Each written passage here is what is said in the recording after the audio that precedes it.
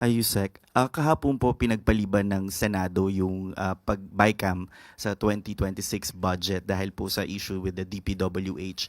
And hopefully nga ngayon matuloy na po, no? But the House contingent said they are optimistic na hindi pa rin po mauuwi sa reenacted budget. With all these budget concerns, how confident is Malacanang na hindi po mauuwi nga sa isang reenacted budget yung 2026? Alam po ng lahat tayo, pati po ang Kongreso, ayaw po ng Pangulo ng isang reenacted budget. So, sa panahong natitira, alam natin na lahat ng kakayanan ay dapat na gawin para hindi mauwi ang isang budget na ilang reenacted budget. Ayaw po ng Pangulo niyan. Kahit po ang Department of Finance ay nangangamba kung magkakaroon ng reenacted budget dahil marami po madidelay na proyekto kapag nagkataon.